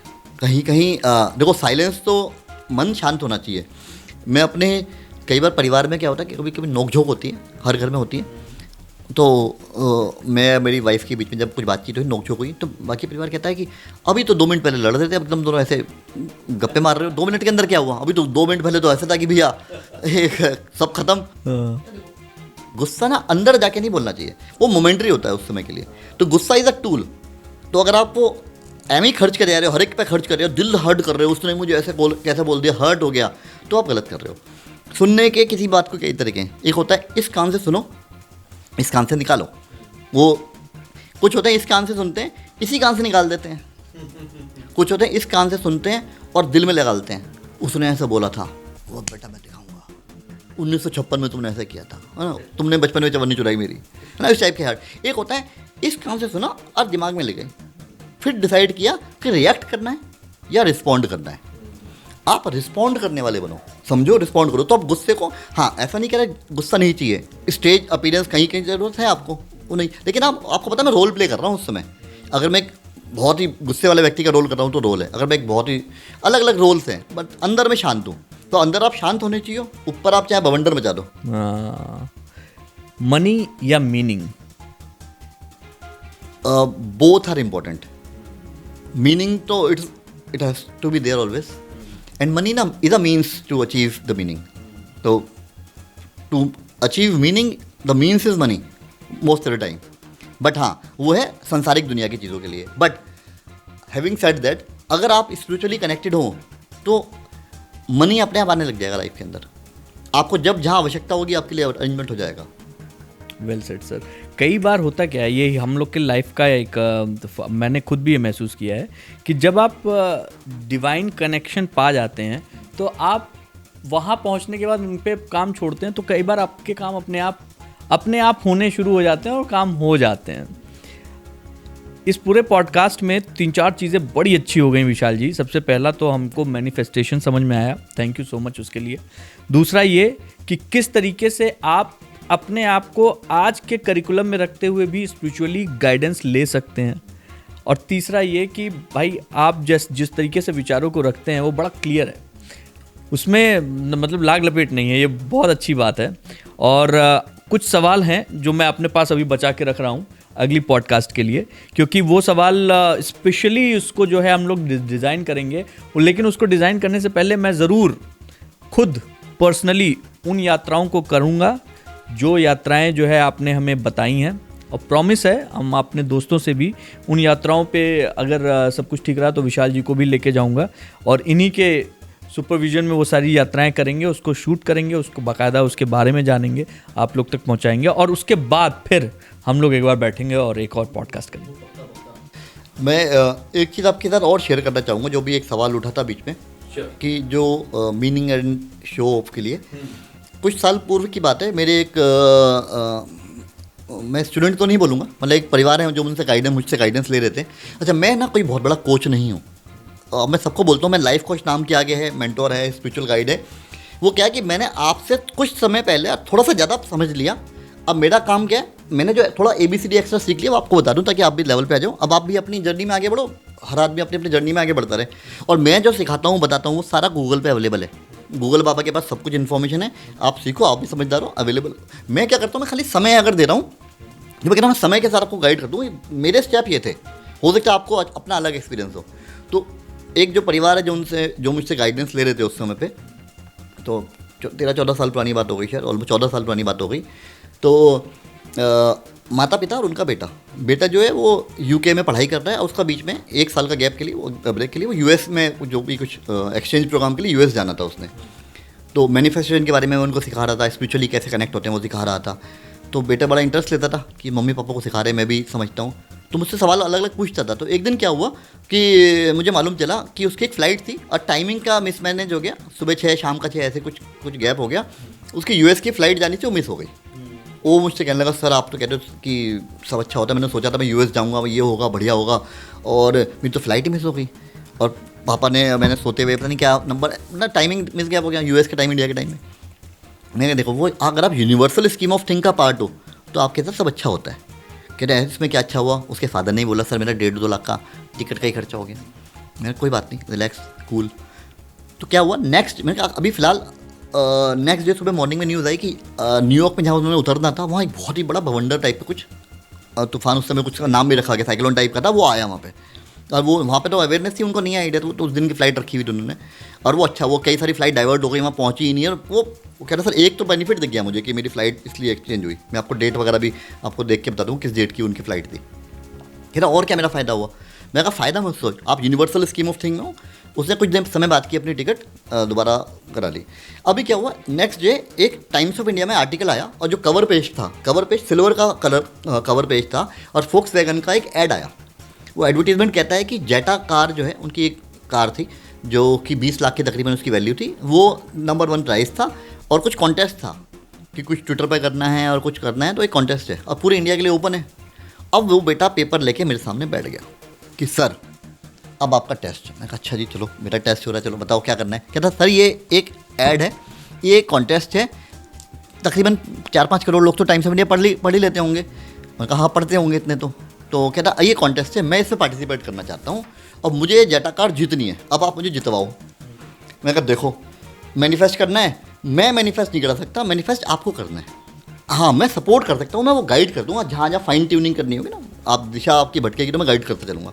आप कितने तैयार हो? कहता मैं 100% तैयार हूँ। मैंने कहा बस मैं आपके 100% आपको गाइड करता हूँ कैसे मैनिफेस्ट होता है। चलो जी, गेम स्टार्ट। उन्होंने बोला कि सर इतने करोड़ लोग हैं। मैं कहा देख, हर एक तो उतनी शिद्दत से करेगा ही नहीं जितनी शिद्दत से अब आप करने वाले हो। तो पहले तो बिलीव बिठा लो कि जेटा आपकी है, बढ़ लो दिमाग के अंदर, है मेरी ही है, मेरी ही है। रात दिन चलाते रहो मन के अंदर गाड़ी, कह ठीक है सर चला रहा हूँ मैं गाड़ी, खुश हो रहा हूँ। अच्छा, उसके मम्मी पापा भी लाइन में आ गए, चलो ठीक है सर सिखा ही रहे हो तो हम भी चलो गाइड करते हैं बच्चे को, सपोर्ट करते हैं। मैं कहा पूरा परिवार बोलते रहना भाई, चाहे धरती इधर से उधर हो जाए, सूरज ना निकले कल को, लेकिन जेटा तेरी है। कह रहे ठीक है सर। कॉन्टेस्ट खेलना स्टार्ट हो, ट्विटर पे कुछ ट्वीट करना था, चलना था, करते करते कुछ दिन कॉन्टेस्ट चला तो कहता है कि सर मेरी जो रैंक है पता नहीं कुछ लाख करके कुछ उसकी रैंक आ गई। कि सर ये रैंक है मेरी अभी तो।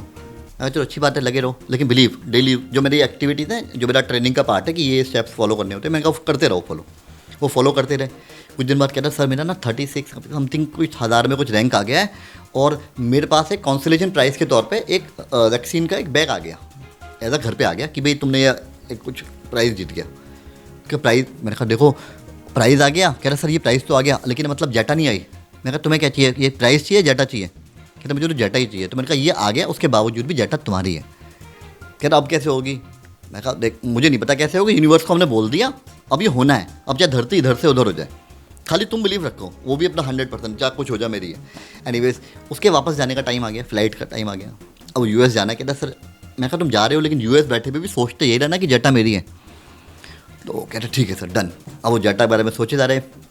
उनकी फ़्लाइट जैसी उड़ के पहुँची, यूएस पहुँची भी नहीं होगी, मिड एयर होगी, इनके पिताजी के पास में फ़ोन आता है कि सर ये मिस्टर आकाश गिरधर नाम है उनका, और वो भी देख रहे होंगे पॉडकास्ट, फ़िलहाल वो जयपुर रह रहे हैं। तो आया कि आपको आकाश गिरधर जी आपको कॉन्टेस्ट के लिए बॉम्बे आना है। अब उनके फादर ने बोला कि वो तो अभी अभी जस्ट आज ही उड़ा है, अब तो यूएस चला गया। कहता अच्छा चला गया तो चला गया, लेकिन फ़िलहाल कॉन्टेस्ट है, इस डेट को आना है, 2 या 3 दिन बाद की, 2 दिन बाद की शायद डेट थी कि आना है, और कॉन्टेस्ट चलेगा, जितने भी लोग शॉर्ट लिस्ट हुए उनके अंदर। तो अब उन्होंने मुझसे पूछा कि सर क्या करना है, अब बुलाऊंगा तो 1-2 लाख रुपए फिर लग जाएंगे। 100% श्योर हो कि भाई जेटा मिलेगी तो बुला भी लूँ। अब ऐसे में आप क्या करते?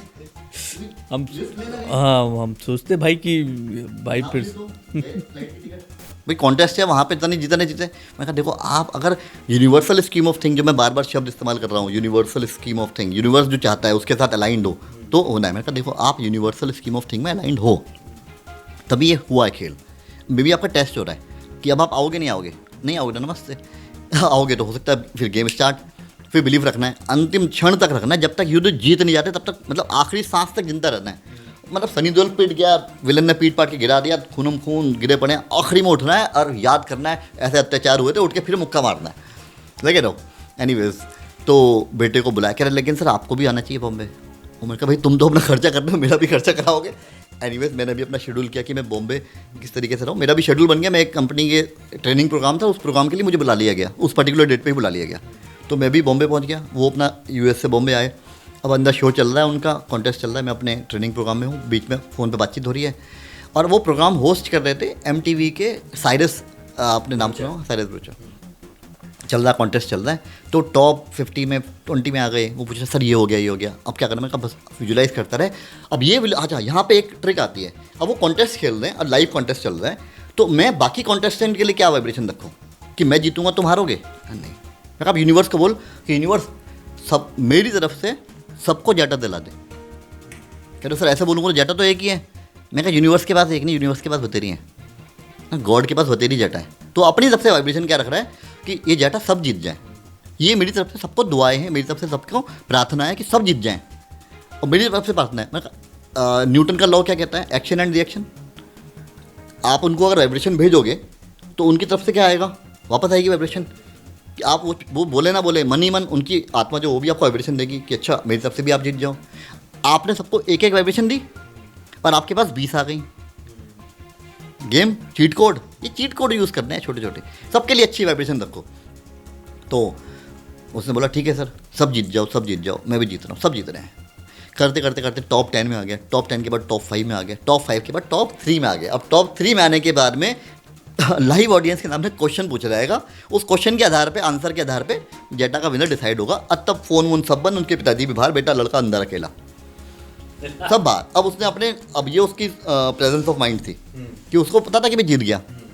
अब सवाल पूछा गया, 3 पार्टिसिपेंट थे, एक लेडी वो भी बहुत समझदार क्वालिफाइड, एक और लड़का इंजीनियर में भी शायद बहुत क्वालिफाइड साउथ के थे, और एक ये लड़का 19-20 साल का। तो पहले उन मैडम से पूछा गया, और ये आप वीडियो आप चला जहाँ हो तो मैं आपको क्लिप भेजूँगा, आप साथ में लगा भी सकते हो उसकी क्लिपिंग, कि आपको जेटा क्यों। अब ये फोक्सवैगन के जो इंडिया के CEO थे या मे भी कौन थे पता नहीं, वो पूछ रहे हैं उनसे कि आपको जेटा क्यों दें। उन्होंने बोला जेटा के अंदर ये खास बात है, इतनी बढ़िया गाड़ी है, ये है वो है। तो वो कहने लगे तो जेटा की क्वालिटी आपको क्यों दें। तो मतलब अच्छा सा जवाब दिया उन्होंने अपनी तरफ से। फिर दूसरे से पूछा गया, उसने बोला मैं शुरू से चाहता हूँ जेटा मिल जाए, ये हो जाए वो जाए। चलो ठीक है, वो तो आपकी इच्छा है, लेकिन आपको जेटा हम क्यों दे दें। अब इस लड़के से पूछा गया कि आपको जेटा क्यों दें। इसका जवाब क्या था कि जितना मैं जेटा से प्यार करता हूँ उतना वो कार मुझसे प्यार करती है। वो भी मतलब जितना मैं लालायित हूँ कि मेरे पास आ जाए, उससे ज़्यादा वो लालायित है कि मेरे पास वो चल के आ जाए। तो साइरस ने बोला उसके लिए तो हमें जेटा से बात करनी पड़ेगी, उससे पूछना पड़ेगा। उसका प्रेजेंस ऑफ माइंड देखिए बेटे का, लड़के का। वो कहता है कि आप एक काम कीजिए, मुझे चाबी दीजिए, मैं अभी जेटा से आपकी बात कराता हूँ। वो बोल के बताएगी कि हाँ मुझे जाना है आकाश के पास। एनीवेज ये जवाब हुआ, और फाइनली फिर विनर अनाउंस हुआ, एंड विनर इज़ आकाश गिरधर। और वो लड़का, अब उसे पता है, मैंने कहा जब ऐसा हो ना तो पता होना चाहिए कि होना है, मतलब सबके लिए जादू है, आपको पता है कि होना था। ऐसे मैंने कई एक्सपीरियंसेस अपने साथ भी लिए, कई लोगों के साथ हुए। एनीवेज कहानी यहाँ ख़त्म नहीं हुई। जेटा जीत गए, वो बाहर आए, उनको बोला ठीक है काम करो, अब आप कार चला के लेके जाओ, शूट होगा कि भाई विनर है, विनर को गाड़ी में लेके जा रहा है। अब वो कहता मुझे आती नहीं चलानी। साइरस कहता मैं पूरा कॉन्टेस्ट के लिए आती नहीं गाड़ी चलानी। कहता एनीवेज आप लोग चाबी लेते हुए बैठते हुए कि शूट होगा, फिर हम ड्राइवर वुड में भी टेक इट अवे एंड दिखा देंगे शॉट। एनीवेज वो हो गया। अच्छा, अब ये जब कहानी मेरे साथ में घटना घटी ना, मुझे भी खुशी थी कि मेरे सिखाए हुए एक बच्चे को मैनिफेस्ट किया। उस समय मैनिफेस्टेशन के इंडिया में कोच हुआ नहीं करते थे। 2011 में हम ही कुछ 2-4 लोग थे जो सीख रहे थे। बॉब प्रॉक्टर जी से मैंने काफ़ी कुछ एक्सपीरियंस लिया, कुछ ऋषि मुनियों से। जो मैं जाता हूँ महावतर बाबा के पे, वहाँ कई संतों से मेरी मुलाकात हुई। तो जो मैं सीखता रहता था वही अपने एक्सपीरियंसेस से उसको सिखा रहा था। एनीवेज अब जब ये बात हुई तो मैंने अपने सर्कल में बताना स्टार्ट किया कि देखो ऐसा हो गया। अब सब ने उल्टा मुझ पर क्वेश्चन किया कि अगर आपके कहने पे उसने कार जीती तो आपने खुद क्यों नहीं जीती। एक तो आपके पास कौन सी कार है। मैं कहा भाई मेरे पास तो नॉर्मल सी अपनी, उस समय एक वैगनार, एक टाटा इंडिका, ऐसी गाड़ियाँ हुआ करती थी। मैं वो है मेरे पास, आपने क्यों नहीं ली। अब इस बात के लिए पीछे पड़ गए कि आप पहले तो हम तब मानेंगे जब आपके पास होनी चाहिए और उससे बड़ी गाड़ी होनी चाहिए। तो अच्छा मैं ना अंदर से मतलब स्पिरिचुअल हूँ, मतलब बहुत ज़्यादा मुझे ऐसा नहीं चाहिए वैभव और ये सब हो जाए। वो भगवान जो दे रहा है बहुत कुछ दे रहा है, अपनी तरफ से दे रहा है। मैं कहा चलो ठीक है जी। अब कुछ समय के बाद जब मेरे पास वो प्रेशर ज़्यादा बढ़ता रहा कि अब आप हमें करके दिखाओ, मैं कहा ओके डन, अब मैं अपने लिए करके दिखाता हूँ। तो मैंने अगेन कुछ मैनिफेस्ट करना स्टार्ट किया। और again universal scheme of thing, आपको उसी तरीके के काम मिल जाते हैं।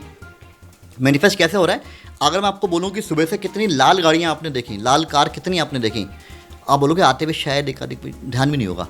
अब मैं कहूँगा जाते हुए घर तक देखना कितनी लाल कार आपको दिखाई देंगी।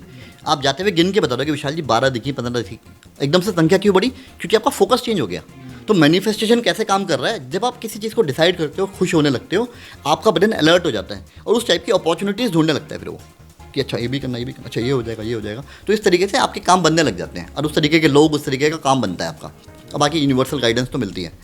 तो मैंने करना स्टार्ट किया था। कुछ समय बाद फॉर्चुनेटली ऊपर वाले की कृपा मुझ पर बरसी और मेरे पास भी एक लग्जरी गाड़ी, लग्जरी सेगमेंट में गाड़ी मेरे पास आई। तो आप हाँ यस बिल्कुल। तो वो मतलब आपके साथ जीवन ऐसे चलता है। हाँ, अंदर से आप शांत रहने चाहिए, ऊपर से आप शो ऑफ जो मर्जी करो, अंदर आप स्पिरिचुअल शांत होने चाहिए, अच्छे इंसान होने चाहिए। उम्मीद करता हूँ ये चीज़ें जो आप तक पहुँच रही हैं ये बहुत दिल की बात है। विशाल भाई बहुत दिनों बाद बहुत खुल के मैंने किसी से इतनी ऐसी चीज़ें शेयर की हैं। उम्मीद करते हैं यहाँ तक अगर आप आ गए हैं तो आप बहुत कुछ इस पॉडकास्ट से लेके जाएंगे। मैं आपका एक बार फिर से बहुत शुक्रिया और आभार व्यक्त करूँगा क्योंकि इतना समय देना आज की दुनिया में मुझे लगता है विशाल भाई सबसे कीमती चीज़ समय है। आपने जिसको दिया वो उसका हो गया, उसके बाद आप भी चाहेंगे तो वापस नहीं ले सकते हैं। तो यानी कि सबसे कीमती चीज़ आपने हमको दी, वहाँ उधर कैमरे के उस पार बैठकर आपने यहाँ साक्षात बैठकर। बहुत बहुत शुक्रिया। और हम लोग अगले पॉडकास्ट के लिए अपने आप को तैयार करेंगे और यकीनन अगला पॉडकास्ट कुछ ज़्यादा ही स्पिरिचुअली अलाइंड होगा क्योंकि मैं खुद इन चीज़ों को अनुभव करना चाहता हूँ। बहुत बहुत शुक्रिया बात करने। धन्यवाद सर, धन्यवाद।